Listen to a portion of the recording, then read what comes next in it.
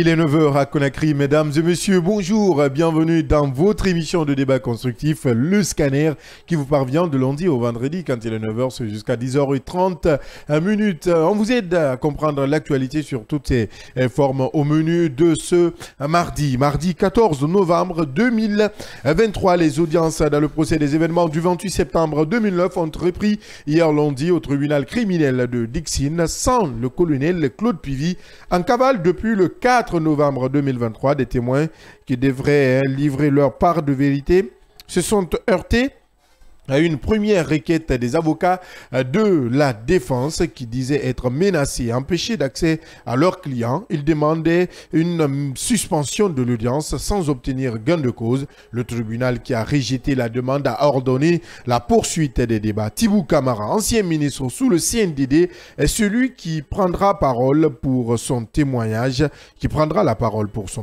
Un récit plein de méfiance selon beaucoup d'observateurs. Mais le ministre Tibou Camara veut-il être dans les faits sans apporter de commentaires personnels? Nous posons le débat dans cette émission Le Scanner. Actualité oblige, l'attaque de la maison centrale de Conakry le 4 novembre dernier qui a conduit à l'évasion de Claude Pivy, une couleuvre difficile à avaler pour les autorités guinéennes, notamment le ministère de la Justice. Selon nos confrères de guinématin.com, plusieurs gardes pénitentiaires ont été radiés des effectifs, d'autres mis aux arrêts. Aux arrêts évidemment. Hier lundi, ces agents ont rencontré le ministre de la Justice et des Droits de l'Homme. À leur grande surprise, nous apprendons Alphonse Charles White leur aurait demandé de rester à la maison jusqu'à nouvel ordre. Coup dur pour cette corporation, bien que tenue pour coupable et souffre le martyr. On nous apprend également qu'aucun garde pénitentiaire n'était présent au tribunal criminel de Dixine où se tient le procès des événements du 28 septembre. Que risquent donc ces gardes pénitentiaires? Vous aurez les commentaires de nos différents débatteurs dans cette émission Le Scanner. Et cette question à présent: pourquoi la décision de la Haute Cour de la Justice de la CEDEAO concernant la libération de Kassory et compagnie peine-t-elle à être exécutée par les autorités guinéennes? Les avocats menacent de boycotter les audiences dans cette affaire pour, déclarent-ils, un manque de transparence de l'appareil judiciaire. Mais que faut-il retenir de l'application des décisions de la Haute Cour de la Justice dans l'espace CEDEAO? Quelques éléments de réponse dans ce numéro du Scanner. Et dans la dernière partie, nous parlerons de toutes ces actualités avec notre invité du jour. Nous recevons Monsieur Pepe Francis Rabat, président de l'UGDD, entendez, Union guinéenne pour la démocratie et le développement, et coordinateur national de l'APR, Alliance pour la République. Il nous livrera sa grille de lecture sur ces actualités qui dominent le débat en République de Guinée. Tu seras au téléphone dans la dernière partie de cette émission, Le Scanner. Voilà les principaux sujets à débattre. Bienvenue sur le média du développement.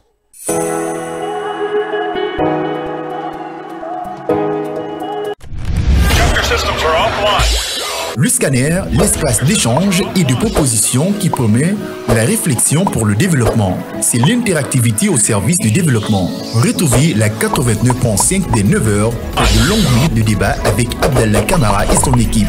Avec le Vous nous suivez sur la 89.5, vous êtes forcément sur notre radio Kavi FM. Vous nous regardez à la télé, vous êtes sur le canal 500 du groupe Kavi Media, canal Kavi TV, j'allais dire, sur le bouquet Start Time. Vous nous suivez via nos différents réseaux sociaux. Sur Facebook, vous êtes sur le groupe Kavi Media, sur les différents réseaux TikTok. Vous pouvez également nous suivre à travers ces différents réseaux sociaux et également sur notre site d'information www.siam Info pour toutes les émissions du groupe Kavi Media que vous pourrez suivre en direct et être en contact avec les dernières actualités du jour. Autour de moi, avec moi, comme chaque matin, nos débatteurs. On les appelle comme ça. Yaya Diallo, coordinateur, bonjour.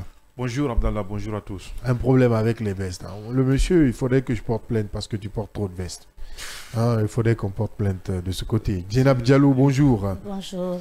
Il faut dire à Yaya que bientôt le mois de mars. Donc, et le mois de Ramadan, c'est prévu au mois de mars. Hein, Yaya, donc il faut t'apprêter. On porte plainte pour excès de pouvoir. Allez, c'est compris. On parle. On peut pas imposer et puis en même temps aussi on dit par endroit. Non, bah, loin de moi tout ça. Allez, on parle de ces audiences qui ont repris hier au tribunal criminel de Dixine, délocalisé à la cour d'appel de Conakry. Audience concernant ce procès des événements du 28 septembre 2009. Des témoins hein, qui défilent déjà à la barre. On a l'ancien ministre Tibou Camara qui a livré une partie de sa vérité, une part de vérité hier devant ce tribunal chargé de juger ces atrocités, je me le permets, survenues au stade de Conakry le 28 septembre 2009. Yaya Diallo, on a quand même suivi ensemble des débats, des avocats qui se disaient menacés, des avocats notamment du Candadis et autres, Candadis, Kieboro, Blaise Gomou, qui se disaient menacés et demandaient un report de l'audience. Malheureusement, ils n'ont pas eu gain de cause. De ce côté, on a aussi entendu ce témoignage du ministre Tibou Camara, un témoignage qui a été quand même fait avec beaucoup de retenue, on l'a compris. Il n'a pas voulu s'aventurer sur certaines questions, il a voulu rester dans le vif du sujet. Oui, c'est ce que nous avons constaté hier. On était tous ensemble, on le suivait de près. On le voyait très bien jouer avec les mots et très prudent avec les mots, je vais dire. Ensuite aussi très philosophique dans ses raisonnements, assez méfiant. Mais toujours est-il que Tibou, il a eu la chance de travailler avec tous les régimes, ce qui fait de lui que de toutes les façons, il doit parler et il doit dire toute la vérité dans cette affaire. C'est vrai que à un certain niveau, toutes les questions qui sont liées à l'armée, il n'en touche pas parce que pour lui, il est civil, donc il n'avait pas droit de s'aventurer là-dedans. Je crois que c'est sa raison à lui. Mais plus loin, puisque les procureurs qui ont dû poser un certain nombre de questions ont insisté sur ses relations avec le président Dadis Camara. Évidemment, il est revenu sur un certain nombre de faits quand même qui renforcent un peu la position de Dadis quand les événements se sont passés du côté du stade du 28 septembre 2009 et que Dadis lui-même disait être complètement surpris de l'ampleur des atrocités qui ont eu lieu au niveau de ce stade-là. Donc, il a dit, je crois que il n'est pas la première personne à le dire, qu'il avait dit pour la première fois. C'est Idrissa Chérif aussi qui l'avait dit. Et des shérifs qu'on a reçus dans cette émission. Idrissa Chérif l'avait dit encore une fois que quand ils ont trouvé le capitaine Moussa Dadis Camara, là, Idrissa Chérif l'avait dit qu'il était dans une petite culotte complètement abasourdi, complètement, disons, déboussolé par la situation qui s'est passée au niveau de la maison centrale de Conakry. Donc ça renforce sa position parce que tout simplement il était surpris. Quelqu'un qui est surpris d'une telle, disons, d'une telle atrocité, moi je vois mal que la même personne soit entièrement responsable de ces atrocités-là. C'est vrai que oui, il a tu dit... fais un procès, tu rends un jugement rapide. Non mais non, je ne rends pas un jugement. Si de toutes les façons... il était le père de la nation, c'est lui le coupable, pour le moment. Parce qu'il était le père de la nation, pas en tant que Dadis, en tant que père de la nation, au chef de l'État. Je suis de ceux qui pensent que peut-être tout le monde aura la chance d'être disculpé dans cette affaire, sauf le président Dadis, parce que tout simplement, il fut le président de la République. Mais ça, c'est une responsabilité morale que je suis en train de décrire ici. Pas la responsabilité pénale. Mais la responsabilité pénale, puisqu'elle est individuelle, ouais. Et peut-être il appartient à la justice d'établir naturellement cette culpabilité ou pas. Donc, je suis de ceux qui pensent que, mais entendre un certain nombre de témoignages, ça sous-entend tout simplement ce qui s'est passé au stade, aller au-delà de l'entendement du président Dadis. Ça, je crois que c'est une question qu'il faut soulever. C'est vrai qu'il était opposé à un certain niveau, puisque Tibou est revenu sur ses échanges téléphoniques avec Sidia Touré. Effectivement, il avait appelé Sidia, il avait voulu le dissuader pour ne pas que les forces vives d'alors puissent tenir, disons, leur manifestation le jour J. Donc, des tractations en tractations, finalement, ça n'a pas abouti à quelque chose. Ce qui est arrivé est arrivé. Je suis de ceux qui pensent que Dadis à un certain niveau, il faut essayer de le comprendre. À un certain niveau, il y a quelque chose qui s'est passé dont il ne contrôlait pas. Je crois que malheureusement, il n'a pas pu, à un certain niveau, peut-être y penser, parce que Tibou l'a dit ici, c'était un de ses défauts. Il aimait écouter tout le monde, bien qu'il soit militaire, mais c'est quelqu'un qui, quand même, s'appliquait à la démocratie. Parce que quand une situation s'est posée, il aimait consulter tout le monde, et c'est à l'issue de ces consultations qu'il tirait une synthèse. Moi, je l'ai même appelé l'homme des grandes solutions. Ouais. Il parvenait quand même à résoudre facilement certains contentieux. On l'a vu quand même sous beaucoup de régimes. Hein. Il s'est beaucoup illustré dans la résolution de crise. Oui, vous savez, il a ces dons d'ubiquité, comme on le dit, même si ça n'existe pas, mais c'est le seul qui a eu cette chance dans notre pays, je vais dire.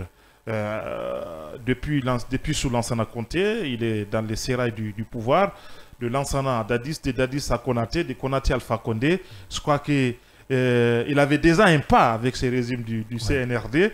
Il a dû être empêché par certains, vous le savez déjà. Sinon, il aurait dû aussi être au centre de cette gouvernance-là. C'est une chance qu'il en a, mais cette chance aussi a des inconvénients. Parce que voilà quelques-uns. Quelques-uns. Ouais. Donc, je crois qu'il en savait beaucoup. Au-delà de son statut de ministre de la Communication, c'est quelqu'un quand même il a rappelé ici qu'il conseille. Et ses conseils étaient pris en compte. Mais bien que ces conseils étaient pris en compte, mais Dadis était un président, mais il était approché, il était conseillé par plusieurs personnes. Donc c'est à l'issue de tous ces conseils-là que Dadis prenait, quelquefois même Dadis ne prenait pas. Il faisait un sondage et puis finalement il prenait la décision qui s'impose parce qu'il ne voulait pas frustrer un certain nombre de gens. Je crois qu'il ne faut pas que cet aspect-là échappe aux gens. Dadis Camara a été victime, ça n'engage que moi, de sa bonne foi et de sa naïveté. Et puis finalement, il en a fait le pouvoir quelque chose qui appartient à tout le monde. Et finalement, tout le monde s'y invite. Et je crois que ce qui est arrivé. Parce qu'à force de le faire, dans le cadre de la gestion du pouvoir, vous recevez même vos propres ennemis là-dedans. Et quand vos ennemis deviennent vos propres conseillers, et finalement, vous êtes tenus obligés de tomber dans leurs pièges. Je crois que c'est ce qui lui est arrivé, malheureusement. Ça, c'est le premier élément. Oui, rapidement. Le deuxième élément... je sais que tu vas prendre tout le temps. Non, vous passez la parole à Laura Géna. Oui, vas-y. Non, je te laisse ton temps d'antenne. C'est pour te taquiner. Allez-y, on parle du deuxième pas, oui. Le deuxième élément, c'est la menace de ce conseil-là, de ces conseils de se retirer dans le cadre de ce processus, de ces procès, je vais dire. J'estime encore une fois que les raisons évoquées sont bien fondées. Ah bon? Ouais. Parce que est-ce qu'il appartient au tribunal d'assurer la sécurité des avocats? Il appartient un paradoxe de ce côté. Il appartient à l'État, à un certain niveau. C'est un procès criminel. Ce qui s'est passé ici, je crois que c'est un commando composé d'une dizaine de personnes qui a défié d'une sécurité, la sécurité de l'État. Même si la vidéo prouve le contraire. Hein. Écoutez, je n'y crois pas. C'est des caméras de surveillance. Écoutez, je crois que quelle contradiction. On disait que les caméras ne fonctionnaient plus. Mais les caméras fonctionnent. Le ministre de la Justice l'a dit ici, toutes les caméras étaient désactivées. Il faudrait que le ministre Charles Wright accepte de prendre nos appels. Il faudrait qu'il intervienne dans cette émission. C'est très important. Il y a des questions qu'on doit carrément le poser. Mais de l'autre côté, on va demander au committee manager de se charger de tout ça. Hein? Je crois que ça se fera. Il va passer. Mais bon, certainement, il crée un certain nombre de choses. C'est vrai que Charles aimait communiquer, mais à un certain niveau, je crois que cet événement-là va au-delà de tout. Donc, je crois qu'il doit communiquer avec prudence. Mais ceci dit, je suis de ceux qui pensent qu'aujourd'hui, ces avocats-là sont menacés. Pas que la défense. On a écouté la partie civile aussi, qui semble être menacée. Donc j'estime que pour l'intégrité de ce procès-là et pour la manifestation de la vérité, et parce que c'est un élément fondamental, il faut que ceux qui sont parties prenantes de ce procès-là, que ce soit la partie civile, que ce soit les avocats, que ce soit même le parquet, ou voire même le juge et ses substituts, le juge et ses subordonnés. J'estime le procureur et ses substituts. J'estime encore une fois, à un certain niveau, ils étaient menacés. Il a fallu que des dispositions soient prises pour que leur sécurité soit complètement rétablie. Je crois que d'ici là, il n'y a pas de problème. Donc aujourd'hui, il y a une nouveauté, est-ce que cette évasion, je crois que ça remet à un certain niveau en cause, disons, la sécurité ou les dispositions sécuritaires qui sont mises en place aujourd'hui. Donc, j'estime encore une fois que un autre élément qui a été soulevé, c'est le statut d'un certain nombre de témoins. On ne peut pas quand même dire que le chef de quartier de Yumbaya doit témoigner sans pour autant mentionner son nom. On peut à tout bout de ça nous amener quelqu'un de nulle part pour le présenter comme étant le chef de quartier. Et c'est comme ça. Mais on peut tenir cela, on peut le faire à huis clos. Non, mais j'estime encore une fois, c'est vrai qu'ils ont soulevé un certain nombre d'articles qui illustraient cela et qui soutenaient cette position-là, encore une fois, puisque nous sommes dans une république et les archives, c'est des gens qui occupaient des postes de responsabilité. On ne peut pas dire l'ancien commissaire spécial je ne sais quoi de la police sans pour autant citer son nom. À un certain niveau, j'estime encore une fois... Parce qu'on nous annonce des noms comme Ansouman Bafoué, le général Baldé, ancien haut commandant de la gendarmerie nationale, l'ancien ministre de l'économie de finances, Mamadou Sandé. Il y a des noms quand même qui sont annoncés. Voilà, l'ancienne directrice générale de l'hôpital Ignasdine. Oui, Adja Fatou Sike, elle doit forcément comparaître devant à la barre parce que il faut le dire que c'est l'hôpital national, le CHU Donka, qui a quand même reçu un bon nombre de blessés. Des victimes. De blessés. Ouais, de blessés. Ouais, il faut le dire. Parce que je m'abstiens de dire de victimes parce que à la morgue, je n'ai pas de certitude pour le moment. On parle de Yastine, d'aucuns parlent de Donka. Donc pour le moment, il n'y a pas de certitude de ce côté. Mais elle doit dire sa part de vérité. Et il y a des choses qui se sont passées à Donka.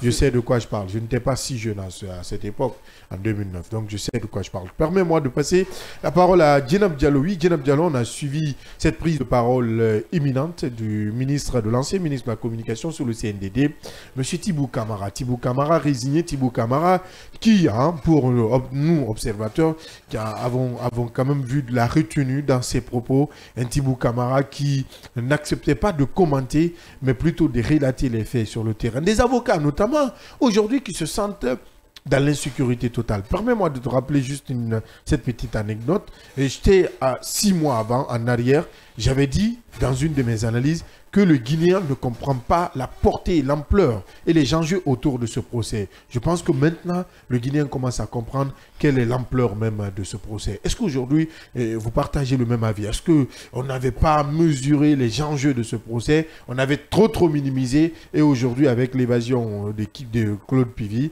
on sent qu'il y a une menace derrière. Bien sûr qu'il y a un grand enjeu. D'ailleurs, moi, personnellement aussi, je n'ai jamais cessé de le dire quand il s'agit du procès du 28 septembre. Vous le savez, je l'ai rappelé. Je dis que ce procès est un procès avec beaucoup d'enjeux, un grand enjeu. C'est pourquoi lorsque les avocats des différents accusés ont demandé à ce qu'ils soient à domicile et qu'ils soient gardés et puis comparaître, je pense que l'État avait jugé nécessaire de les laisser à la maison centrale et que c'était le lieu le plus sûr pour pouvoir en tout cas prendre soin d'eux et assurer leur sécurité. Et comme vous le dites, je pense qu'on n'avait pas mesuré l'ampleur et l'enjeu de ce procès. C'est le plus grand procès que la Guinée n'a jamais eu, il faut le rappeler. Et je pense que cette phase, la phase d'hier de ces témoignages, est aussi la phase la plus importante, je crois, de ce procès. Si vous avez bien constaté hier l'engouement qu'il y avait autour des téléviseurs, autour des radios, tout le monde voulait écouter le témoignage vraiment de ses proches de Dadis, parce que ce n'est pas des moindres. Ouais. Quand même, c'est des gens qui ont été là à un moment donné du CNDD, qui ont vécu les faits. Je pense que les témoignages de Thibou Camara sont venus un peu... Vous savez que le ciel était totalement assombri sur la tête de Dadis Camara et qui, peut-être hier, a permis un peu d'éclaircir certaines zones. Il a rappelé beaucoup de faits, beaucoup de sujets. Je pense qu'il a parlé de ce contact à chaque fois qui était un peu difficile avec Dadis, à qui il était le ministre de la communication, mais un peu aussi conseiller personnel. Il était difficile pour lui, à des fois, de rencontrer le président Dadis. Et même s'il le rencontrait, il n'avait pas assez de temps pour discuter avec lui. Il a aussi rappelé que Dadis avait une oreille attentive à tout ce qu'il lui disait.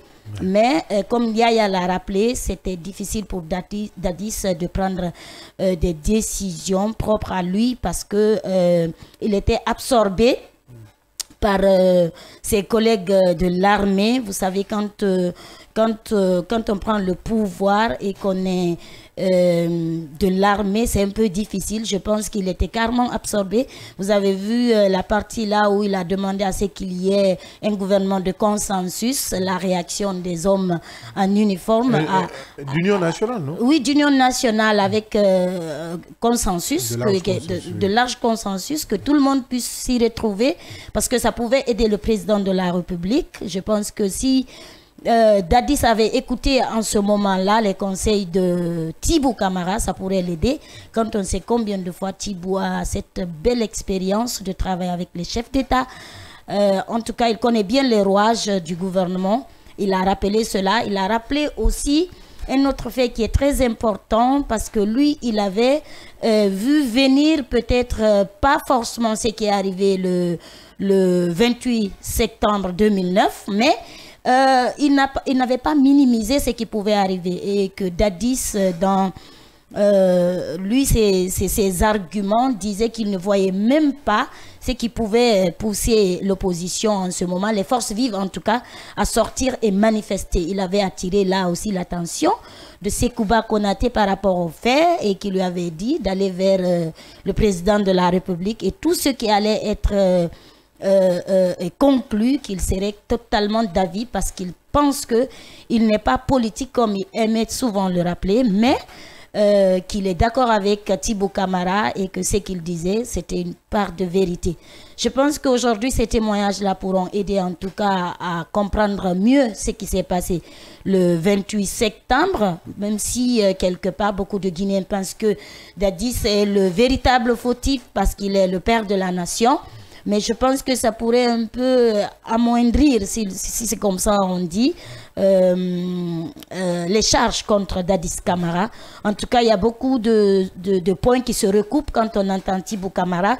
Et puis, vous l'avez dit, on avait entendu d'autres aussi, qui ont en tout cas, dans leur réquisitoire, dans leur parole, dit que Dadis n'a nullement pas voulu ce qui s'est passé le 28 septembre, se passer ainsi, qu'il avait tout fait d'ailleurs pour ne pas que ce jour-là soit retenu pour cette manifestation.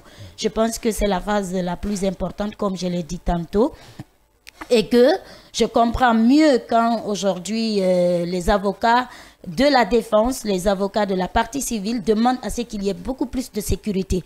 À ce niveau aussi, je crois que c'est maintenant qu'on est en train de comprendre un peu, comme vous l'avez dit Abdallah, l'ampleur des choses. Il faut vraiment, j'ai entendu... On a trop minimisé ce procès, et je pense que c'est l'un des procès les plus grands en Afrique ici, en tout cas. Je crois qu'on devait, à ce niveau-là, renforcer la sécurité, parce que même si, même les avocats aujourd'hui craignent pour leur vie. On a entendu maître Jo Kamé qui a dit qu'ils ne peuvent pas continuer dans cette situation, parce que tout simplement, à leur domicile, qu'ils ont constaté fréquemment qu'il y a...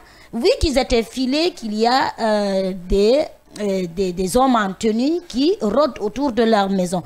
Je pense que c'est important vraiment de tenir en compte ces remarques-là et assurer leur sécurité. Et s'ils ne veulent pas continuer, qu'ils soient rassurés, parce que c'est de cela il s'agit. S'ils sont rassurés, je pense que le procès peut bien se passer au cas échéant. J'avais dit, je dis à un moment, je pense que dans l'opinion, il y a eu des gens qui ont demandé à ce que ce procès-là soit d'abord arrêté, et que le problème de sécurité des uns et des autres soit beaucoup plus assuré, soit réglé. Oui, ça c'est très très important. Et on reste même dans le même cadre, dans le cadre de cette attaque, et dans le cadre de ce procès, puisque aujourd'hui ce sont deux événements qui sont presque liés. Ce procès a démarré il y a plus d'une année. Aujourd'hui, on assiste à une attaque le 4 novembre 2023. Un accusé ou un prévenu est déjà en cavale aujourd'hui qui n'est pas retrouvé. Des avocats qui menacent de se retirer du processus pendant qu'il y a déjà un premier prévenu qui est en cavale. Aujourd'hui, on parle d'insécurité. Et de l'autre côté, on accuse ces gardes pénitentiaires. On nous apprend hier, à travers nos confrères de Guinée Matin, que les gardes pénitentiaires ont été mis en congé. Moi, j'appelle comme ça, hein, en congé technique, parce que le ministre, entre griffes, aurait instruit à ceux qui restent à la maison en attendant. Donc, à ce jour, selon nos informations, les informations que j'ai pu recueillir au sein même de nos sources qui se trouvent à la maison centrale, il y a plus d'agents des forces spéciales que d'agents pénitentiaires. Ouais. Donc là-bas, c'est un véritable souci. Parce qu'il faut se le dire aujourd'hui, il faut alerter la prison, la maison centrale, la prison, il ne doit pas avoir des armes dans une prison. On sait de quoi nous parlons. Absolument. Nous savons de quoi nous parlons. Et surtout... surtout éviter cela. Il faut y veiller. Hein. Mais surtout, mais c'est surtout, c'est assez grave parce qu'aujourd'hui, on nous apprenait que Dadis, depuis son retour au niveau de la maison centrale, il n'a plus accès à ses avocats et tout autour de sa cellule, c'est les éléments des forces spéciales armées jusqu'aux dents qui rôdent là. Je crois que c'est assez gravissime. Et je crois que c'est un droit élémentaire pour tout détenu d'être en contact de temps en temps, à chaque fois que l'obligation se pose, avec ses conseillers. On ne peut pas quand même vouloir faire manifester la vérité et empêcher par endroit que c'est prévenu, quel que soit par ailleurs c'est ce qu'on les reprocherait. Donc ça, c'est un élément assez fondamental. Et maintenant, revenons sur les gardes pénitentiaires. Je crois que c'est consécutif,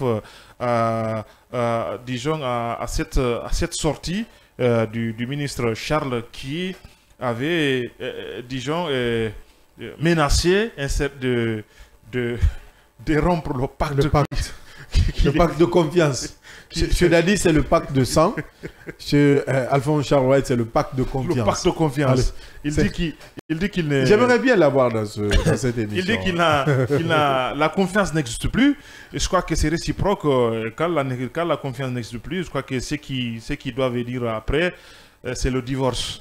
Ouais, je crois que ce qui semble être le cas aujourd'hui. Le mariage n'a pas marché. Non, mais totalement. Le mariage n'est pas un destin, c'est une destination. Chacun peut chercher ailleurs. Voilà. Donc ça sous-entend tout simplement. Mais ce qu'il faut dire, c'est que la maison d'arrêt de Conakry ne doit pas quand même avoir en son sein de militaires armés. Je crois que c'est interdit, même les lois l'interdisent, encore une fois. Il ne doit y être que les gardes pénitentiaires. Maintenant, à des circonstances pareilles. Autour, maintenant, on peut placer des militaires. Comme on l'a fait. Voilà, donc, comme on l'a toujours fait, aux alentours, il y a par endroit des éléments mixtes, donc de tout corps confondu, qui assurent la sécurité. Je crois que... Donc, on n'a plus confiance aux caméras. Non, mais totalement. Mais ça sous-entend encore une fois, derrière toute cette affaire, je crois à une machination. Je crois à des manœuvres qui consistaient, disons, à atteindre un objectif. Est-ce le cas aujourd'hui? Est-ce que l'objectif est atteint? La question reste posée encore une fois. Mais on ne peut pas, à un certain niveau, s'il voulait, puisqu'il savait déjà ce qu'il a assuré la garde ces jours-là, ils auraient dû quand même faire ce qu'on appelle la décantation et savoir qui pourrait être impliqué et qui ne l'est pas. On ne peut pas prendre tout le monde et mettre dans un panier si la raison ne se trouve pas ailleurs. Donc, encore une fois, j'estime encore une fois, toutes les gardes pénitentiaires, les prendre et les mettre en congé technique, c'était très risqué. Puisqu'à un certain niveau, il y a des gens qui ont de l'expérience, qui savent comment ça fonctionne au niveau de la maison centrale. Ne soyez pas étonnés à un certain niveau qu'on puisse assister, quel que soit par ailleurs le nombre des éléments de force spéciale qu'on essaie. Encore une fois, les éléments de force spéciale, ça laisse à désirer. Est-ce que le gouvernement ou les autorités Guinab Diallo n'ont-ils pas trop négligé ce phénomène d'évasion? Puisqu'il faut se le dire, la maison centrale n'a pas été la première. On a vu des autres prisons de Koya, du côté de Koya et autres où les prisons ont été attaquées, des prisonniers extirpés sous le CNRD. On a vu l'évasion du belgo-marocain qui s'est évadé. On a pu l'arrêter grâce à la coopération de la Mauritanie. De la Mauritanie. On l'a intercepté, on l'a ramené en République de Guinée. Il y a certes des efforts. Oui, il fallait applaudir. Mais il y avait ce problème qui existait. Ces évasions-là existaient pas qu'à la maison centrale. À Cancan, à Sigiri, à Koya, on a quand même assisté à des évasions. Est-ce que Charles White, dans ses prises de décision, n'a pas aussi trop négligé cet aspect? Bien sûr que c'est négligé, on l'a dit. Et vous-même, vous avez donné des exemples. Je pense que le ministre Charles White n'était pas ailleurs, il était là et qu'il sait pertinemment que c'était possible qu'il y ait en tout cas le cas attaque maison centrale pouvait se passer. C'est pas quelque chose à occulter dans ce procès. Il le sait pertinemment, ils le savent tous que c'était possible. Ils avaient entendu le fils de Pivi faire des menaces de sortir son père de prison, mais rien n'a été fait. Rien n'a été, pas de mesures supplémentaires sur déjà les mesures existantes, rien n'a été fait. Je pense qu'aujourd'hui qu'ils n'ont que leurs yeux à pleurer pour retrouver Pivi, et c'est pourquoi je dis que cette décision qui a été prise pour mettre ces gardes pénitentiaires là en congé technique, que c'est pas une bonne chose, parce qu'ils savent pertinemment que aujourd'hui je n'ai quand même vu aucune note.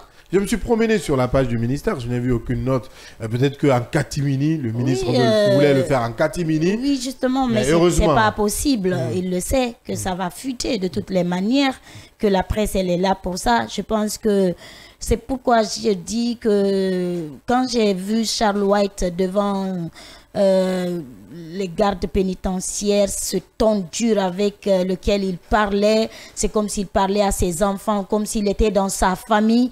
C'est pas assez, je pense que c'est pas assez responsable du ministre. Le tout bouillant je ministre. pense qu'il a pris une décision encore une fois hâtive et que c'est pas tous les gardes pénitentiaires qui ont fauté, c'est certains seulement qu'ils pouvaient les faire remplacer, ou bien qu'est-ce qu'ils veulent, qu'il n'y ait plus de gardes pénitentiaires en Guinée.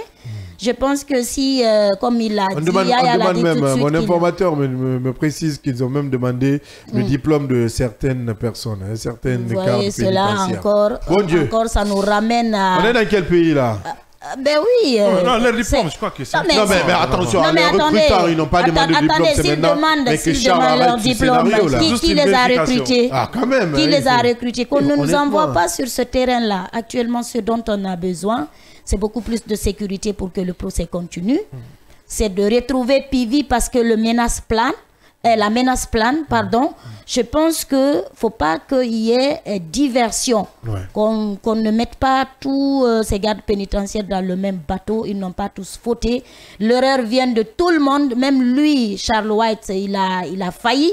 Parce qu'il sait qu'il est l'homme avec qui ces gardes pénitentiaires étaient beaucoup plus en contact. C'est lui qui a scellé le pacte. Et justement, et qu'il dit que ce pacte-là, il est fini, il est terminé. Et voilà pourquoi cette décision. C'est lui qui a parrainé un tournoi de football de ce côté. C'est vrai que les tournois existaient. Oui, mais pas avec de telles ampleurs. Mobiliser la presse autour, ça se passait en catimini. Il y a même des gens qui pensaient que c'était une première. C'était pas une première. Il est allé jusqu'à dire qu'il allait organiser un concert. Je pense que c'est l'extrême. Et le projet a été porté par notre honorable conseiller. Bon, lui, c'est un comédien. Mamadou Top. Donc je préfère ne pas commenter. Bah, lui c'est un comédien. Non mais actuellement quand même il n'est pas quelqu'un des moindres. C'est un comédien. Même s'il est un comédien, il est au CNT. Même s'il est au CNT, c'est un comédien. Il est au CNT et continue de faire de la comédie. Sa voix porte. C'est ce que tu dois comprendre. Il est au CNT, je dis. Tu parles de quelle voix? Quand tu parles de sa voix porte? Lui, il est comme le président ukrainien. Mais il est un comédien.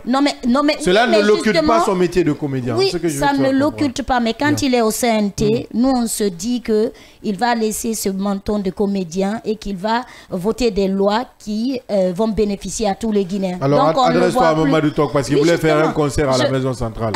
Donc, adresse-toi. Non, Mamadou Tok est très petit dans ça. Je pense que si Charles White a voulu qu'il soit même le parrain de l'autre événement, je pense que lui aussi, il aime bien qu'on grossisse les événements autour de lui, qu'il sorte de ça un peu quand même. Le culte de la personnalité. Maintenant, il faudrait voir aussi ce sujet sous un autre angle. C'est l'angle de la formation. Est-ce que ces gardes pénitentiaires sont bien formés? Est-ce qu'ils sont bien rémunérés? Est-ce qu'ils sont dans des conditions qui peuvent les permettre de ne pas céder facilement à la corruption? Voici entre autres questions qu'il faille aussi se poser. Non, c'est cette question du point de vue formation d'abord. Je crois que c'est l'un des corps qui a plus bénéficié des formations et des réformes sous Alpha. Vous vous rappelez très bien avec le projet en 2016-17 du ministre de la Justice d'alors, M. Cheikh Chako, qui avait complètement revu, disons, l'organisation et le fonctionnement même des gardes pénitentiaires, voire même leur statut. La formation, ça a été, je crois que ce qu'ils ont en commun, c'est ce qu'ils ont de particulier, je crois qu'ils en ont en commun avec presque tous les fonctionnaires guinéens, c'est la précarité, ça existe. Maintenant, est-ce qu'il faut revoir justement cette situation, parce qu'aujourd'hui, il y a, disons, des gens au niveau de la maison centrale qui semblent être une menace pour la stabilité de notre nation. Parce que les gens sont en train d'accentuer toute leur attention sur les cas de PV, d'Addis et autres, mais on a un autre gouvernement là-dedans. On a Kassori, on a les Ghanais, on a tout peut arriver à un certain niveau. Je crois que là, tu attires mon attention. L'attention doit être générale sur la situation. Évidemment, de ce côté, il faut aussi craindre. Hein, donc on ne sait pas, et peut-être quand même il se trompe de cible à un certain niveau, parce que s'agissant de leur situation, un peu, situation financière, je crois que c'est là où tout est parti. Aujourd'hui, ces gardes pénitentiaires ont ce qu'on appelle des acquaintances directes ou indirectes avec certains détenus. D'autres sont nourris par des détenus. Non, mais j'en sais non, assez. Ben, nous le savons. Vous venez, voilà. D'autres sont nourris. Non, mais totalement. Ils sont nourris par des détenus. Totalement. Oui. Donc, vous partez là-bas, vous dites, je vais voir tel, vous dites, bon, telle personne, vous voyez très bien qu'il y a la sérénité avec la rapidité et avec laquelle... en tout cas, pour les anciens dignitaires, dès que vous échangez, hein, je me le permets, dès que vous échangez avec un prisonnier de ce côté, c'est prévenu, et que vous venez à la porte, vous voulez voir un ancien dignitaire, c'est automatique, vous voyez la personne. Rapidement. Oui, quand même, il faut quand même applaudir cela. Moi, je l'applaudis des deux mains. Bon, pour moi, ce n'est pas une faille, c'est plutôt un progrès. Quand tu as besoin de voir. C'est dit 2 poids, 2 mesures. Non, quand tu as besoin de voir pourquoi pas aux autres? On a des pauvres, on a de pauvres citoyens pour un cas de vol petit vol de téléphone qui ont fait plus de 5 ans, 6 ans, 7 ans là-bas. Je déplore, mais il faut aussi voir le niveau, hein, la compartimentation, si c'est comme ça on dit. Le compartiment. Oui, je peux parler de la compartimentation, évidemment, de la prison. Attention, parce que là, il y a des degrés. Il y a des gens qui sont dans les délits économiques, qui pensent qu'ils ne peuvent pas prendre des armes et tuer. Il y a des gens qui sont dans des délits, des crimes de masse. Et il y a des gens qui sont des délinquants de premier niveau, deuxième degré, troisième degré. Des cas de violeurs qui se retrouvent de là. Donc il faudrait aussi comprendre les charges qui pèsent sur chaque prévenu de ce côté. Il y a aussi des condamnés. Donc déjà, il ne faudrait pas confondre les deux. Les autres sont des prévenus, j'ai très bien dit, des prévenus. Il y a d'autres qui sont déjà condamnés. Donc ils sont en train de purger leur peine. Donc il faudrait faire un peu la différence entre les deux. Comme vous l'avez dit, il y a des personnes aussi qui courtisent pour depuis 5 ans, 6 ans, le procès est en cours, on a du mal à les recevoir. C'est vrai que ça existe. Il faudrait aller juste à la maison centrale ou avoir un contact de ce côté pour voir combien de fois il y a des enfants qui sont, des jeunes, pardon, parce que je ne peux pas dire enfants, des jeunes qui sont frappés par la précarité de ce côté, qui sont utilisés, complètement réduits. Ils n'ont aucune dignité à la maison centrale. J'alerte le ministre de la Justice, puisqu'il, je sais qu'il aime prendre la parole. C'est pourquoi je dis, lorsque je l'aurai dans ce studio, il y a des questions que j'aimerais directement poser au ministre pour qu'il puisse me répondre. Aujourd'hui, on parle de la réforme de l'administration pénitentiaire. Je suis d'accord. Ces gardes pénitentiaires ont décollé. Mais il y a autre problème, autre souci qui existe à la maison centrale. Vous savez qu'il y a des personnes qui sont là-bas qui ne bénéficient pas de soins, qui sont en train de mourir à petit feu dans les cellules. Vous savez qu'il y a des cellules qui sont surchargées. Charles White, il ne te le dira jamais. Mais il le sait. Il sait que ça existe. Allez voir un garde pénitentiaire, posez-lui les questions, essayez d'échanger avec lui. Donnez, même si c'est un petit sou, pour savoir ce qui se passe de ce côté. Il vous dira le calvaire et l'enfer qui existe du côté de la maison centrale. Là-bas, tu loues ton téléphone à un citoyen lambda, à un condamné ou à un prévenu comme toi, tu le payes de l'argent. Ça se passe au vu et au su de tout le monde. Charles ne peut pas me dire qu'il n'est pas au courant de cela. Mais aujourd'hui, puisqu'on parle de réforme de ce côté, est-ce qu'on est obligé de mettre ces gardes pénitentiaires, de mettre tous ces gardes pénitentiaires dehors? Non. ce sera une grosse bêtise. Même si, ne serait-ce que mettre la moitié de ces gardes pénitentiaires, ce sera une grosse bêtise. Parce que c'est eux, ce sont ces personnes, elles, qui connaissent un peu le rouage de la prison. Le ministre ne maîtrise pas les rouages de cette prison. Je sais de quoi je parle. Là-bas, seuls les gardes pénitentiaires maîtrisent. Il y a des cas là-bas, le ministre ne peut pas s'y aventurer. Là, je vous dis aujourd'hui, il est en train de m'écouter. Il le sait pertinemment. Il le sait bien que moi. Il y a ces cas, le ministre n'osera jamais s'y aventurer seul. Parce qu'il est entouré de gardes. Mais tandis que ces gardes pénitentiaires peuvent entrer dans ces cales, sortir, ils connaissent chaque détenu de ce côté.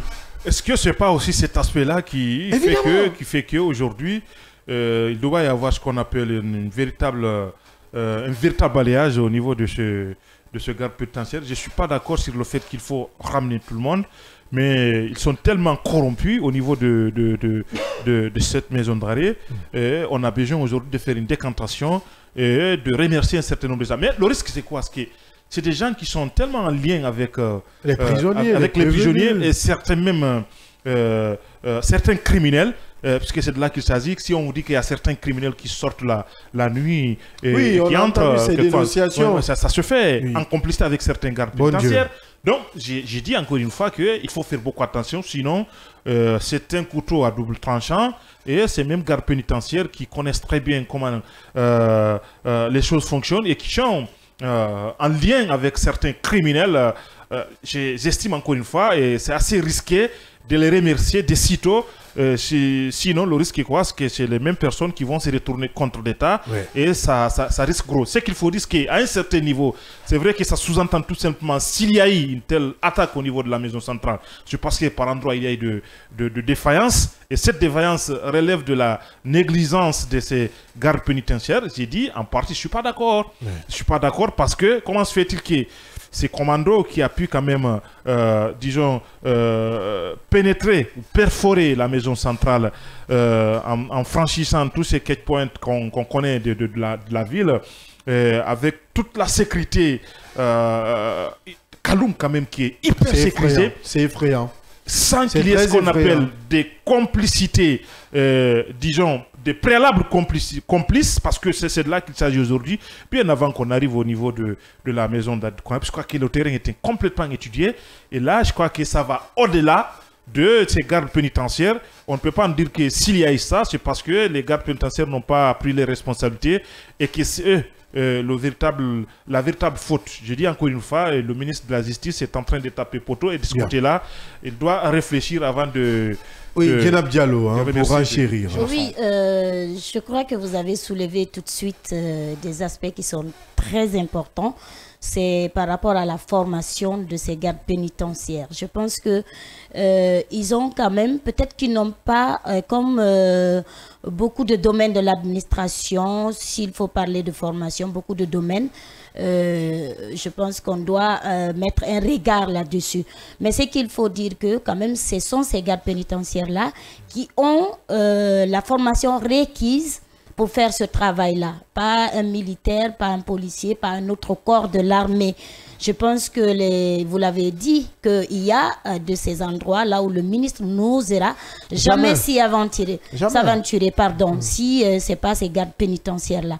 Je pense que c'est important au niveau de l'armée, au niveau de la justice, parce que ces gens-là, je pense qu'ils sont beaucoup plus liés à la justice que les autres corps. Parce que même quand vous allez dans les tribunaux, vous retrouvez, ce sont ces gardes pénitentiaires-là que vous retrouvez. Donc, je pense qu'il faut prendre beaucoup plus de mesures adéquates, voir comment renforcer leurs capacités. Et il y a des moyens aussi à mettre en œuvre pour les dissuader dans la corruption.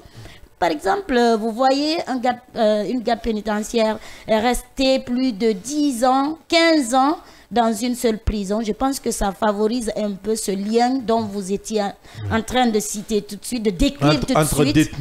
Détenus et gardes. Ouais. Je pense qu'on peut fréquemment les remplacer, les envoyer dans d'autres prisons. Ça permettrait un peu... oui, et notre site, notre source, pardonnez-moi, excusez-moi, notre source même a mentionné cela, qu'il y a plein de gardes pénitentiaires qui risquent de se retrouver à l'intérieur du pays, de la maison Exactement. centrale. Je pense qu'on pouvait les sanctionner sanctionner autrement parce que on voit souvent quand au niveau de l'armée on est fâché, on peut prendre quelqu'un à Conakry, l'envoyer jusqu'à Zo, carrément le jeter là-bas à la frontière Guinée-Côte d'Ivoire. Je pense que c'est une manière chez eux, en tout cas, c'est quand tu fautes, on fait ça le plus souvent. Il y a beaucoup de manières, il y avait beaucoup de façons d'utiliser des sanctions sans les envoyer en congé technique. Bien. Cette façon aussi de recruter, on le sait tous comment on recrute, de copains, de fils, de fioles. Je vous dis, il y a plein de choses qui font que parfois on recrute des gens qui ne peuvent vraiment pas faire l'affaire. Donc ce côté-là aussi est à revoir. Il ne faudrait pas qu'on mette tout, je ne suis pas d'accord qu'on mette tout sur la tête de ces gardes-là. Quand même, ce qui s'est passé, je l'ai dit tout de suite. Il faut changer de fusil d'épaule. Il faut changer de fusil d'épaule, je suis entièrement d'accord. Qu'on les sanctionne, ils ont fauté, c'est grave, j'ai vu. Il y a aussi un autre aspect, Abdallah, qu'il faut dire. Vous savez, quand j'ai regardé les vidéos là, et je me suis un peu penchée sur la question, à savoir un peu la description de la maison centrale, je me suis dit que l'endroit même où se trouve la maison centrale fait défaut aujourd'hui. Oui, ce n'est pas approprié. C'est pas approprié. Vous venez à l'alentour, vous trouvez beaucoup de concessions. Donc quand ces commandos-là sont venus, quand l'équipe est venue, vous avez vu, ce sont des personnes en civil qui sont venues. C'était un peu difficile, même si l'armée était quelque part. Il y avait des caméras qui les aidaient. Mais il y a un checkpoint juste en face. Oui, mais justement... Ils ont neutralisé ces gens-là. Ils les ont neutralisés, mais au départ, ils étaient habillés en civil. Donc, c'était difficile pour eux de les différencier des civils qui sont autour. Je pense que là où se trouve même la maison centrale, ça fait défaut. On doit délocaliser cette maison centrale ou bien délocaliser certaines maisons à l'alentour. Sinon, un jour, le pire peut se produire. Là, ce n'est que des accusés qui ont été extirpés de la prison. Merci beaucoup. Extirpés de la prison. Mais il y a d'autres événements qui peuvent se produire parce que vous savez qu'il y a aussi des prisonniers là-bas qui ne sont pas des moindres, qui sont dans des affaires. Si ces gens-là se retrouvent comme ça dans la nature, c'est un gros risque que les Guinéens sont en train de courir. Bien, ce qui est très bien compris tout à l'heure, nous allons essayer de joindre notre invité du jour, Monsieur Pépé Francis Rabat, il est président de l'UGDD, Union Guinéenne pour la démocratie et le développement, et coordinateur national de l'Alliance APR, Alliance pour la République. Au téléphone, il essaiera de commenter toutes ces actualités avec nous. Mais d'ici là, on parle de cette décision de la Haute Cour de justice de la CEDEAO concernant la libération de Kassory Fofana et compagnie. On en parle juste après cette courte transition.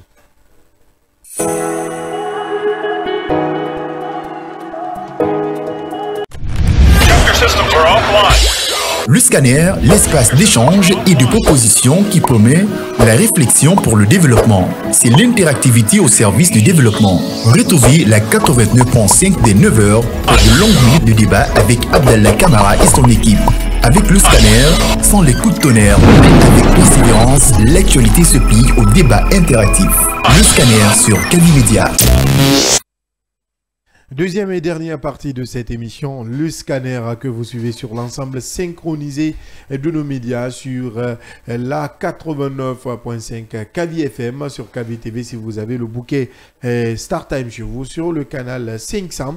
Et si vous êtes sur les réseaux sociaux, vous êtes sur notre page Facebook Groupe Kavi Média ou sur notre site d'information siaminfo.com, vous pourrez écouter ou regarder en direct cette émission. Je vous l'annonçais tantôt, il faut se poser la question, pourquoi la décision de la Haute Cour de la justice de la CEDEAO concernant la libération de Kassory et compagnie peine toujours à être exécutée par les autorités guinéennes. Les avocats des nommés ou des sieurs menacent de boycotter les audiences dans cette affaire pour, déclare-t-il, un manque de transparence de l'appareil judiciaire. On a déjà notre invité au bout du fil commercial du côté de la réalisation, Monsieur Pépé Francis Rabat, il est le président de l'UGDD. Monsieur Francis Rabat, bonjour. Oui, bonjour. Merci d'accepter notre invitation sur Kavi Média. Merci, c'est moi qui vous remercie. Mais parlons déjà de l'actualité dans sa globalité, et surtout de la reprise de ces procès et des menaces à l'endroit des avocats, de certains avocats de la défense. Vous, en tant qu'acteur politique, que pensez-vous de tout ce qui se passe de ce côté? Bon, écoutez, il est vrai que le colonel Claude Pivy est un maillon essentiel de ce procès. Mais pour moi, qu'il soit présent ou absent, étant donné qu'il a déjà été écouté, étant donné que son avocat est présent, je pense que le procès peut suivre son cours en normal. Ce que je peux regretter tout simplement, c'est le fait que le ministère de la Justice ait décidé de faire repartir le procès de façon immédiate. On aurait pu attendre peut-être une semaine, le temps de régler des questions de sécurité, parce que depuis quand même le samedi dernier, il y a un peu plus d'une semaine, on s'est rendu compte qu'il y a de grosses failles concernant la sécurité, que ce soit des détenus, que ce soit des magistrats ou alors des avocats. Donc, c'est quelque chose qu'il fallait régler, peut-être en 1-2 semaines avant de recommencer le procès. Bien. Oui, Djenab Diallo. Alors, on a vu ces avocats-là se dire qu'ils ne peuvent plus continuer, en tout cas, parce que eux-mêmes, leur sécurité n'est pas assurée. Ils voient des gardes rodés autour de leur maison, que ce soit même les avocats de la partie civile ou de la partie de la défense. Les mêmes mots sont revenus. Alors, je pense que c'est tout à fait normal. Quand même, nous avons tous vécu le sinistre événement du samedi en 4. Je pense que cela veut dire que tous ceux qui sont en tout cas liés de près ou de loin à ce procès pourraient malheureusement être menacés, être enlevés ou alors que même leur intégrité physique pourrait être mise en cause. Il est donc tout à fait normal que les avocats de la partie civile et certains avocats de la défense, peut-être pas tous, puisque il y a certains avocats qui sont très vifs. Je pense que la Cour, en tout cas le ministère de la Justice, doit pencher à régler, n'est-ce pas, cette question de sécurité. Pour moi, c'est extrêmement important. Mais je ne sais pas, encore une fois, je regrette qu'il ait rapidement décidé de relancer le procès de façon immédiate, alors que ce soit à la Guinée, l'opinion nationale ou même à l'international, on s'est rendu compte qu'il y a de gros défis à relever du point de vue de la sécurité, des avocats, des témoins qui viennent à visage découvert de la partie civile. Oui, Diallo. Alors, Monsieur le Président, l'événement du 4 novembre a connu beaucoup de qualificatifs. On parle même d'une guerre d'interprétation ou de mots. Certains parlent d'une évasion et d'autres parlent d'un enlèvement. Vous qui avez connu le capitaine Moussa Dadis Camara, est-ce que vous avez cru à une évasion du capitaine Moussa Dadis Camara? Non, pas du tout. Dès que moi j'ai appris très tôt le matin, je pense que je me suis prêté en tout cas à quelques journalistes, j'ai été très clair. Je pense que le capitaine Moussa Dadis Camara et le colonel Antieboro, que j'ai connu quand même ici, des gens qui sont attachés à la paix, des gens qui ont fait beaucoup pour ce pays, des gens, surtout pour le capitaine, qui a tout fait pour venir en Guinée pour qu'il soit en jugé, qu'il s'est constitué prisonnier sans en informer même son avocat. Je pense que quelqu'un comme ça ne peut pas planifier son évasion. Et donc, moi, je pense qu'ils ont été enlevés, ils ont été séquestrés, kidnappés. Et heureusement que ce sont des militaires, c'est des officiers. Et donc, ils ont des réflexes militaires. Ils ont pu négocier avec leurs ravisseurs. Et c'est ce qui leur a permis de se mettre à la disposition des avocats. Et puis de se mettre à la disposition de la justice. Je pense que s'ils voulaient s'évader, nous-mêmes, nous avons un peu suivi les vidéos. Nous avons vu qu'effectivement, ils avaient été forcés. Il y a même des témoignages, même à l'intérieur de la maison centrale, qui disent que leur cadenas avait été sauté. Je pense que ce qui s'est passé s'explique tout simplement par une défaillance au niveau, n'est-ce pas, de la sécurité de la maison centrale. Et les responsabilités directes ou indirectes sont liées au ministère de la Justice, au ministère de la Sécurité et celui de la Défense. Maintenant, le colonel Pivi, qui quand même jusque-là ne s'est pas mis à la disposition au niveau de la justice, c'est ce qui peut poser problème. Étant donné qu'il a confié à son avocat qu'ils ont été enlevés et donc qu'il aurait peur pour son intégrité physique. Mais même ça, aujourd'hui, il aurait pu, avec son avocat, trouver les voies et les moyens pour se remettre à la disposition de la justice. Il reste en cavale, malheureusement, en ce qui lui concerne, la thèse d'évasion pourrait en se confirmer. Alors, puisque vous parlez d'évasion de Claude Pivi, sa tête mise à prix, et aujourd'hui, est-ce qu'on peut dire que le gouvernement du CNRD a montré ses limites? Absolument. En tout cas, du point de vue de la sécurité, je pense, sauf si on veuille se voiler la face. Sinon, vous avez vu avec quelle facilité déconcertante les commandos, le commando est venu, n'est-ce pas, à maîtriser les gardes pénitentiaires. Ils sont rentrés, ils ont pris des véhicules, n'est-ce pas, de la police avec mitrailleuses. Vous avez vu la façon déconcertante avec laquelle ils se sont affrontés à un véhicule des forces spéciales au niveau de Donka, et je pense qu'il y a défaillance. Et c'est une leçon donc pour la transition, c'est une leçon pour le gouvernement, une leçon pour le CNRD. Ce sont des autorités militaires, ça veut dire que normalement la priorité des priorités devait être la sécurité des biens et des personnes vivant en Guinée. Ce qui s'est passé voudrait tout simplement dire qu'il y a encore d'énormes défis à relever et il faut absolument revoir tout le système, n'est-ce pas, de sécurisation de nos prisons à travers la Guinée et aussi de nos points stratégiques, parce que l'événement quand même s'est passé dans la commune la plus exposée du pays. Oui, parlant évidemment de sécurité, est-ce qu'aujourd'hui il faut craindre de ce côté? Est-ce que le CNRD, malgré que nous sommes dans un régime militaire, est-ce que le CNRD est en train de perdre le fil, puisque, vous l'avez dit, c'est en plein cœur de Kaloum. Kaloum, c'est plusieurs checkpoints, c'est des patrouilles mixtes qui surveillent la capitale. C'est à quelques microns du palais Mohamed V. Est-ce qu'aujourd'hui, le colonel Mamadi Doumbouya doit craindre pour sa sécurité? Bon, je n'irai pas jusque-là, puisque je ne suis pas dans le secret de la sécurité de la présidence. Mais ce qu'on peut dire avec sans se tromper, c'est qu'il y a des défis énormes à relever du point de vue de la sécurité nationale, du point de vue, n'est-ce pas, de la sécurité au niveau du Grand Conakry et même au niveau, n'est-ce pas, de Kaloum. Maintenant,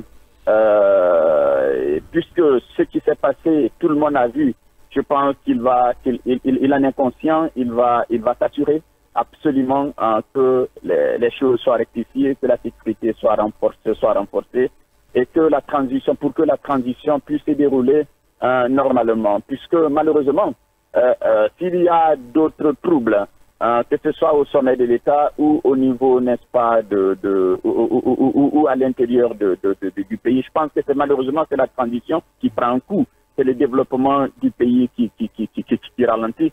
Donc nous devons croiser les doigts parce qu'il a quand même hérité de forces de défense et de sécurité qui n'étaient pas, en tout cas, à 100% républicaines.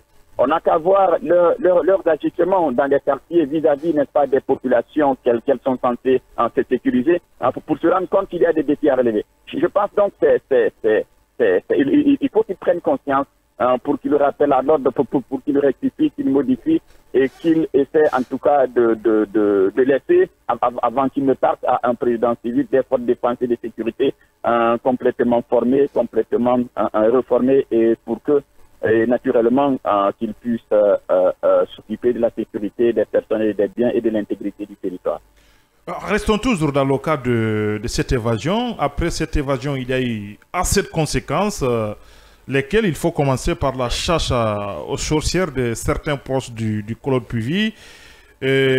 S'ajoute à cela, disons, la radiation de Claude Puvis et du colonel Blaise Gomou, de Keboro et tant d'autres, une soixantaine de militaires qui ont été radiés des effectifs des forces de défense et de sécurité. N'est-ce pas une erreur de trop, monsieur Abba? Alors, je reste convaincu, comme beaucoup d'observateurs, que la décision, n'est-ce pas, de radier ces soixantaines de forces issues des forces de défense et de sécurité, cette radiation a été faite un peu à la hâte. Pour ma part, et du point de vue du droit, on aurait pu attendre la fin des enquêtes, puisque on peut être à la maison centrale et ne pas du tout être lié, n'est-ce pas, à ce qui s'est passé. Il est vrai que la plupart des gens qui étaient ont failli à leur devoir. Il est vrai que la façon dont, n'est-ce pas, le commando est venu, il est vrai que cela fait mal, mais je pense qu'il fallait tout simplement les suspendre et puis attendre, n'est-ce pas, toutes les enquêtes lumière soient faites avant de prendre les décisions qu'il faille. Bon, maintenant que cette décision elle est prise, ceux qui ont été radiés peuvent, n'est-ce pas, se pourvoir, peuvent aller auprès, n'est-ce pas, de la justice administrative pour dénoncer ce qui s'est passé, c'est qu'ils ne sont pas responsables. Il faut aussi dénoncer avec véhémence le fait, n'est-ce pas, pour les forces de défense et de sécurité, de s'attaquer aux proches, n'est-ce pas, de ceux des personnes qui ont été enlevées au niveau de la maison centrale. Et j'ai entendu parler j'ai lu les témoignages de la famille de Mantaré qui avait sauvé le capitaine Dadis lorsqu'il a été pendant qu'il a eu le jour où il a eu l'attentat sur sa tête. Alors il a malheureusement, son fils a été séquestré, emprisonné et pour qu'on puisse mettre main sur son papa alors qu'il était alité malade. Il y a aussi, n'est-ce pas, les témoignages de la famille du Claude Puvis. Il y a aussi ce qui s'est passé, n'est-ce pas, à l'hôtel de Mafanko. Je pense que tout ça, ça ternit l'image de notre pays. C'est pourquoi j'ai dit qu'il y a énormément de défis à relever. Et le président de la République, le ministre de la Défense, doivent rappeler à l'ordre les éléments incontrôlés, n'est-ce pas, qui s'attaquent aux paisibles populations. Je pense que la responsabilité pénale est individuelle. Ce n'est pas parce que mon papa a fauté, ce n'est pas parce que le capitaine Moussa Dadis Camara a été enlevé, ou alors ce n'est pas parce que Claude Puvis est en cavale que ses proches doivent être séquestrés, humiliés, et puis que ces biens doivent être sabotés. Je pense qu'il faut que tout ça cesse dans notre pays. Parlons maintenant de cette autre actualité, c'est les négociations tripartites. Le gouvernement qui est au coude à coude avec le mouvement syndical qui demande 40% d'augmentation en lieu et place. Le gouvernement propose 35%. Aujourd'hui, puisque vous êtes acteur politique et vous qui estimez, vous qui rêvez briguer la magistrature suprême, aujourd'hui, quel doit être le comportement du gouvernement vis-à-vis des syndicalistes ou du mouvement syndical? Écoutez, je suis libéral. Je reconnais, il est vrai, le droit, n'est-ce pas, du syndicat. Et il est aussi vrai que la rémunération des fonctionnaires au niveau en République de Guinée est très dérisoire. Je pense qu'il y a des éléments, n'est-ce pas, dans leur bulletin de salaire qui doivent être absolument rehaussés, réévalués, notamment les primes de transport, les primes de logement. Et puis aussi, le salaire doit être amélioré. Mais en le faisant, il faut aussi que le syndicat tienne compte du budget de l'État. On ne peut pas consacrer, n'est-ce pas, l'essentiel du budget de l'État en la rémunération des fonctionnaires. À ce moment-là, comment est-ce que le pays va se développer? Avec quoi nous allons, n'est-ce pas, investir dans l'amélioration des conditions de vie? Je pense que tout ça doit être mis dans la balance pour que le syndicat et le gouvernement puissent s'accorder sur l'essentiel. Je pense 35%, 40%, ils sont presque prêts Et heureusement que dans la stratégie de négociation, quand on vous donne 5, vous prenez. J'avais entendu 20%, 25%. Aujourd'hui, ils sont à 35%. Je pense que c'est déjà bon. Je souhaite quand même qu'ils négocient, qu'ils fassent rehausser aussi les primes de transport et de logement. Et ça, c'est d'une part. D'autre part, pour moi, les fonctionnaires qui travaillent, je pense que l'État doit chercher à améliorer leurs conditions de vie et leur rémunération, et aussi leurs conditions de travail. Il faut que leur environnement leur permette d'aller au travail tous les jours. Il ne faut pas continuer à recruter pour recruter, à aller remplir dans les ministères, à aller remplir les départements, alors que ceux qui y sont ne travaillent même pas 10%, 20%, 30% de leur potentialité. Je pense que c'est de ça. Mais j'ai entendu parler du recrutement de milliers de fonctionnaires de nouveau, alors que ceux qui se plaignent déjà, ils ne sont pas bien pris. Ça veut dire que en recrutant tout le temps, on fait de l'État le principal pourvoyeur d'emploi. On n'encourage pas, n'est-ce pas, la jeunesse à l'entrepreneuriat. Et puis, on n'encourage pas le secteur privé. Je pense que tout ça doit être revu pour que notre pays puisse aller de l'avant de façon très, très harmonieuse. Oui, oui, Monsieur le Président, revenons sur la transition globalement prise.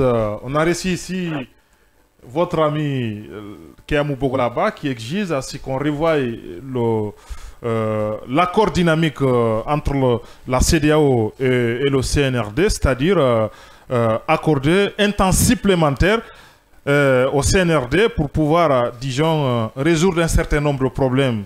Je rappelle que Keamou Bogolaba est par ailleurs président d'honneur de l'IGDD. Merci beaucoup. Je voudrais juste rectifier ce que vous avez dit. M. Keamou Bogolaba est certes un ami.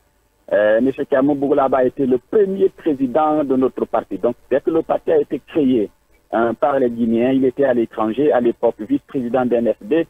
On lui avait demandé de démissionner pour venir prendre la tête de l'IGDD. C'est quand, puisqu'il n'était pas là, c'est dans ce sens que des gens comme C.C. Alexandre Loua, Émile Chérif, ils ont pris l'intérim. Holomo Kounikourma qui a été député.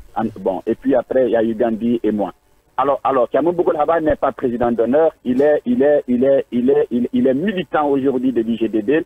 Il a suspendu toute sa participation pour aller diriger le FNDP, qui n'a pas du tout les mêmes objectifs que l'IGDD, puisque nous cherchons à briguer la magistrature suprême, et lui, n'est-ce pas, a pris la vocation de supporter la transition pour que tout puisse se passer très bien et pour que la Guinée ne connaisse plus de nouvelles transitions. Cela dit, je ne sais pas, j'ai un peu perdu le fil de la question. Oui, il parlait de prolongation pour la transition. Oui, effectivement. Au nom de la refondation. Alors, je ne sais pas si j'aurais dit la même chose, mais je pense que même si on n'aime pas quelqu'un, il faut permettre à chacun de proposer. Mais moi, ce que je souhaite, c'est que le calendrier, n'est-ce pas, négocié avec la CEDEAO soit respecté pour plusieurs raisons. Quand nous étions encore au sein de notre ancienne alliance, nous avions proposé, n'est-ce pas, un calendrier, un projet, n'est-ce pas, avec des activités précises pour le retour à l'ordre constitutionnel. Ces projets-là, n'est-ce pas, ces activités peuvent se réaliser, n'est-ce pas, dans un espace de 1 an, 13 mois, 14 mois, 15 mois. Et donc, pour moi, s'il y a une volonté politique, tout cela peut se passer. Mais comment on appelle, les acteurs sociopolitiques qui sont allés autour de la table de négociation avaient, n'est-ce pas, négocié, n'est-ce pas, les activités, les 10 activités de façon dynamique. C'est-à-dire, ils n'ont pas adossé chaque activité à un délai précis. C'est pourquoi c'est un peu difficile aujourd'hui de dire qu'il y a telle activité ou telle autre activité qui retarde. Mais aujourd'hui, ce qu'on peut dire, c'est qu'il y a eu le vote, n'est-ce pas, des lois permettant, n'est-ce pas, permettant de commencer le RAVEC et permettant aussi de commencer le RGPH 4. Cela veut dire qu'après tout ça, je pense que la classe sociopolitique et le CNRD devront se retrouver pour regarder dans une plénière, peut-être ça peut être courant décembre ou en début d'année, pour que nous puissions revoir toutes les activités et se dire où est-ce qu'on en est. Maintenant, Si nous nous rendons compte effectivement que les activités qui restent ne peuvent pas être réalisées en 6 mois, en 8 mois, en 1 an, absolument, en ce moment précis, les acteurs vous s'entendront sur les délais supplémentaires qu'il faille donner. Mais pour le moment, la question ne se pose pas. Le CNRD est droit dans ses boîtes que le délai, le calendrier sera respecté. Oui, Guéna, pour la dernière question. Moi, je vous ai entendu tout de suite dire Bogola Abba était un ami. Pourquoi vous conjuguez cela au passé? Vous n'êtes plus amis? Je n'ai pas dit qu'il était un ami. J'ai dit c'est un ami. Mais il a été le premier président de notre parti. Ok.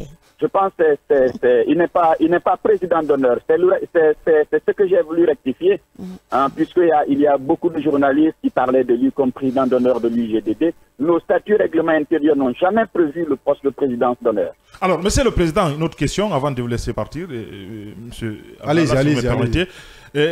La question, c'est de savoir, puisque une des raisons fondamentales de votre retrait au niveau de votre ancienne alliance, c'était le fait que l'ANAD n'était pas disposé à participer au dialogue national. Aujourd'hui, on a besoin de savoir où en est-on avec votre niveau d'implication dans le cadre de ce processus de dialogue. Alors, merci beaucoup. Dès que nous avons annoncé notre participation au dialogue national, 2 semaines après, nous avons tiré nos rapports. Nous avons donc écrit au Premier ministre et aux différentes facilitatrices. Donc, au courant août, en fin août, je pense que la réunion du comité, n'est-ce pas, permanent du cadre de dialogue qui s'est tenu, avait pris en compte, n'est-ce pas, notre courrier. Et ils ont validé en disant que désormais, ils vont nous consulter par rapport à toutes les questions qui vont se poser au niveau du dialogue national. Maintenant, nous leur avons demandé que nous voudrions intégrer toutes les commissions techniques, et puis les commissions de vulgarisation, et puis le comité permanent. Et donc, ils nous ont demandé de fournir une liste. Donc, nous avons jamais fourni une liste de 4 personnes. Alors, ils ont pris, le Premier ministre a pris un arrêté récemment. Alors, envoyant une personne, n'est-ce pas, poursuivre le RAVEC et puis l'établissement des fichiers électoraux. Et donc, la personne sera postée au ministère du Plan et celui de l'administration du territoire, et une autre personne sera postée au CNT, et puis 2 autres personnes vont contribuer à vulgariser, n'est-ce pas, l'évolution, à aller informer les populations par rapport à l'évolution du cas de dialogue. Donc nous sommes aujourd'hui à l'intérieur, et nous avons tenu déjà 2 réunions d'information. Je pense que nos éléments, quand ils reviendront nous informer, pour que nous puissions maintenant dire exactement qu'est-ce qui se passe à l'intérieur, comment est-ce que les activités sont en train d'être mises en œuvre de façon précise. Là, on ne parlera pas comme des observateurs ou comme des gens qui sont absents. Nous parlerons comme des gens qui sont à l'intérieur, et donc nous nous dirons que ce que nous verrons. Donc, Bogola Abba n'a jamais été président d'honneur de l'UGDD. Vous insistez, vous persistez, vous maintenez cela? Vous maintenez cela? Non, mais vous pouvez aller sur Google. Il y a nos statuts réglementaires. Il n'y a pas de poste de présidence d'honneur. Je dis qu'Amou a été premier président de l'UGDD. Donc, c'est une usurpation alors de titre. Le président Gandhi, vous dites? C'est une usurpation de titre, M. Abba? Parce qu'il se faisait appeler ça. Je ne peux pas le dire. Mais vous le savez. Vous le savez. Non. Excusez-moi, nous sommes en train de parler de quelqu'un qui a contribué au développement de notre parti. Nous sommes en train de parler de quelqu'un qui est presque un frère et un ami. Je vous dis ce qu'il y a. Depuis la création de l'UGDD, il n'y a jamais eu de poste. Vous pouvez prendre toutes les copies de nos statuts réglementaires. Il n'y a pas de poste de président d'honneur. On s'en a toujours au que si quelqu'un s'est prêté au micro et il a dit qu'il est président d'honneur, cela n'engage que lui. Bien. Ce qui est déjà compris. Merci, M. Pépé Francis Rabat, d'être intervenu dans cette émission. Je rappelle que vous êtes le président de l'Union guinéenne pour la démocratie et le développement, coordinateur national de l'APR. Merci, M. Rabat. Oui, merci. Yaya Diallo, on a écouté le président. Je suis d'autant étonné que vous, quand on parle de ce poste qui n'a jamais existé, et quand même on a vu Bogola Abba s'approprier ce titre. Je suis plus que stupéfait. Non, mais je suis stupéfait. Non, vous savez, moi, Kiamou Bogola, c'est un frère. Vous connaissez il y a très longtemps. C'est mon grand frère, on se connaît très bien, mais C'est quelqu'un qui est capable de dire, dans un endroit où il est inconnu, dire qu'il est par endroit président de la République. Donc je crois qu'il est connu pour ça. Et il se faisait appeler comme étant le porte-parole de la NAD. C'est un poste qui n'a jamais, non, mais ça n'a jamais existé à un certain niveau. Mais c'est changé à lui. Et c'est quelqu'un qui, voilà, qui s'attribue comme ça des titres. Au niveau de l'IGDD, la question s'est posée souvent parce que, vous savez, à un certain niveau, il était plus médiatisé, plus vu et plus connu que le président de l'IGDD. Il était membre là-dedans. Donc, les gens voulaient savoir quel est son titre. Donc, lui aussi, il se permettait de dire qu'il est le président d'honneur. Le président d'honneur, petit à petit, il est en train de complètement effacer Pépé Francis Saba. Je crois qu'à l'occasion d'une conférence de presse, Pépé François est revenu sur cette question parce que, tout simplement, il avait là-dedans quelqu'un qui lorgnait sa place. Et je crois que le congrès leur congrès a eu lieu en 2020. Je crois que lui aussi, il tend vers son second et dernier mandat. Donc, vous voyez très bien qu'il y a de menaces de part et d'autre. À l'UGDD, il n'y a jamais eu un poste président d'honneur. Mais ce qu'il faut signaler, c'est qu'à l'UGDD aussi, c'est le parti le plus démocratique. Hein? Oui, ils ont des anciens présidents. Oui, ils ont aujourd'hui des anciens présidents qui sont là et qui continuent d'être des militants. De militants. Oui, Djenab Diallo. Oui, on connaît tous Bogola Abbas. Il a... Monsieur Francis l'a rappelé tout de suite, il a été le premier président quand même de ce parti. Je pense que c'est après tout cela qu'aujourd'hui il ne peut pas quand même se permettre d'être un simple membre sans se trouver un titre, une appellation. Donc vous savez que c'est quelqu'un quand même. Comme M. Francis Saba, qui c'est des personnes qui sont très disponibles pour la presse. À chaque fois, tu les appelles pour une interview ou une invitation plateau. C'est des gens qui sont très disponibles. Et lui, à travers en tout cas les médias, il s'est bien fait connaître et très rapidement. Donc, comprenons un peu le jeu politique auquel joue M. Bogola Abba. Et je pense que c'est clair dans la tête de chacun qu'il n'y a jamais eu en tout cas ce poste-là. Yaya a bien fait de poser cette question. Il n'y en a jamais eu. Mais j'allais poser la même question puisque je réfléchissais à ça. Bogola a du FNDT. Il a créé son FNDT à lui, à l'image du FNDC. Bogola, président d'honneur. Ok, moi aussi je suis président d'honneur de cette émission. Et après mais nous, dans nos règlements intérieurs, il n'y en a jamais eu ce poste. On peut accepter un chef de file. Mais président, coup d'état peut intervenir à tout moment. Allez. Coordinateur, mais sérieux quand même, attendez. Trouvez-moi un poste. Tu es président d'honneur, comme Bogola. Allez. Allez, on parle de cette autre actualité. C'est cette décision de la Haute Cour de la Justice de la CEDEAO, malgré les insistances Djenab Diallo et des avocats de Kassouri et compagnie. Jusque-là, la décision peine à être exécutée en République de Guinée. Une question, que faut-il faire pour que l'application, quelles sont les règles qui tournent autour ou qui stipulent même cette réglementation ou l'application de cette décision? En attendant de répondre à cette question, la question légitime qui s'impose, c'est que vaut la CEDEAO aujourd'hui? Que représente la CEDEAO et ses institutions aux yeux de la population et aux yeux de certains États ou de tous les États presque qui composent la CEDEAO? Vous savez, on ne fait pas la promotion de l'injustice.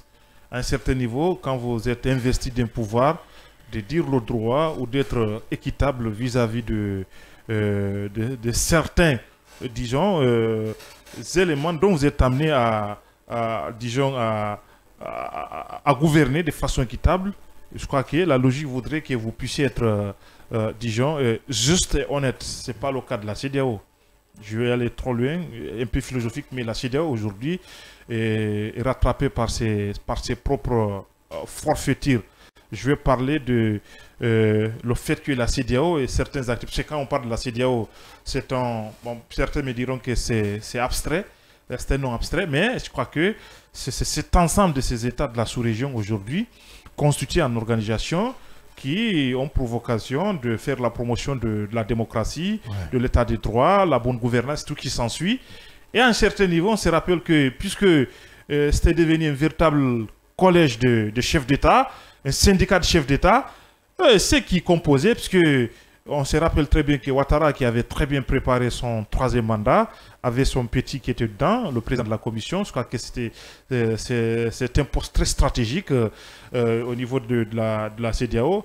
Les présidences tournantes, c'est purement honorifique. Mais le véritable boulot et les véritables décideurs, c'est la présidente de la commission, c'est la commission politique, c'est tous les départements qui composent, disons, de cette institution. Alors, je trouve que Alpha Condé aussi avait, disons, cette idée de 3e mandat, comme tant d'autres petits chefs d'État. Et bien finalement, il n'y avait pas là-dedans des gens, bon, il y en a eu. Il y a eu M.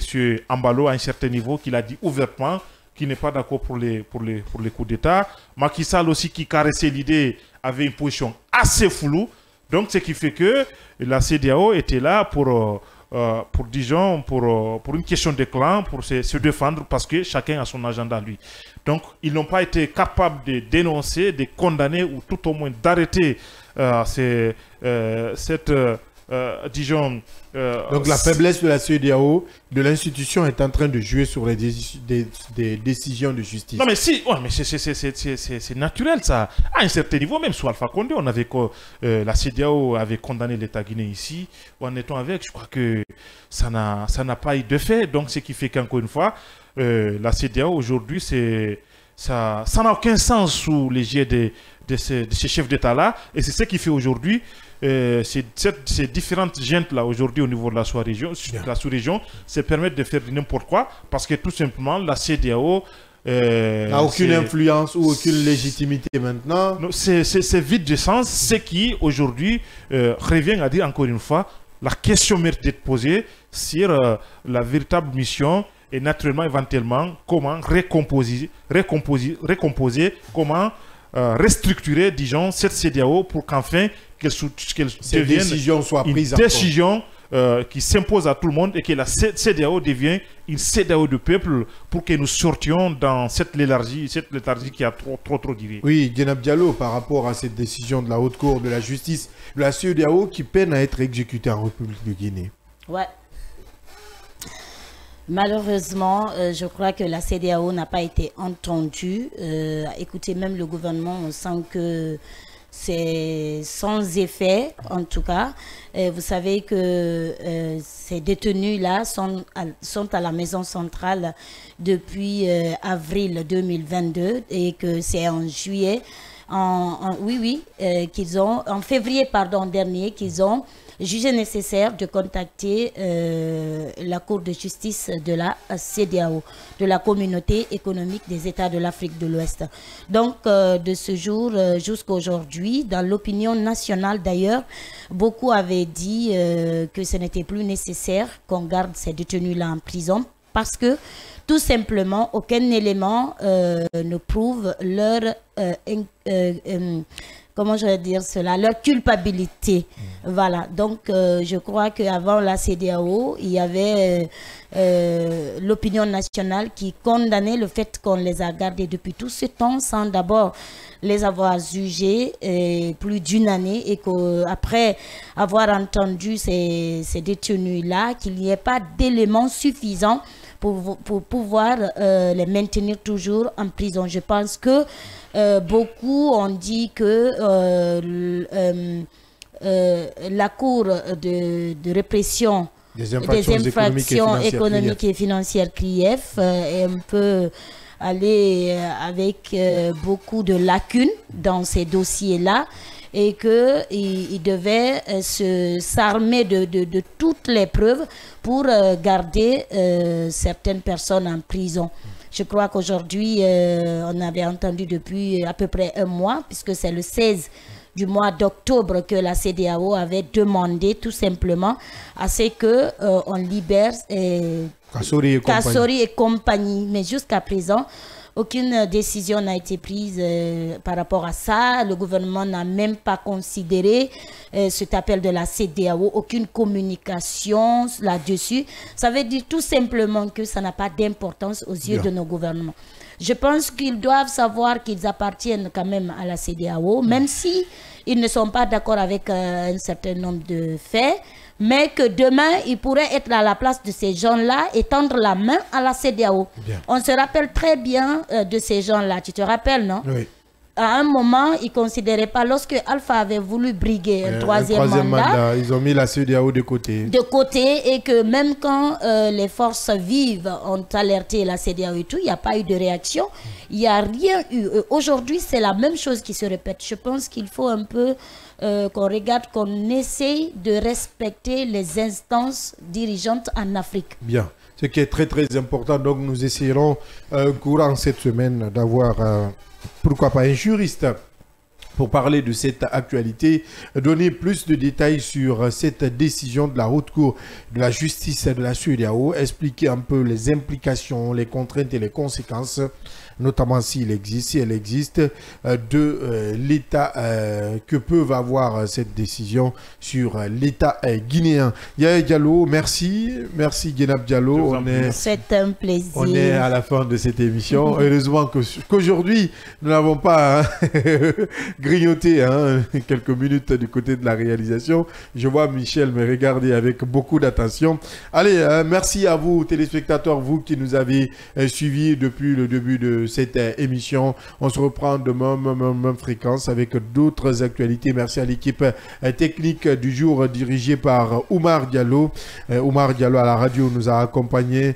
Fodé Camara, Kandé Sanko, Mamadou Diallo à la régie télé, Assanso, Salif Bangoura, Vaba Koivogi et Robert Kourma, infographie. Traoré Ibrahim à la production, Alpha Taïboussila et notre infatigable à la réalisation, Michel Ouamounou. On se reprend demain sur le média du développement. Au revoir.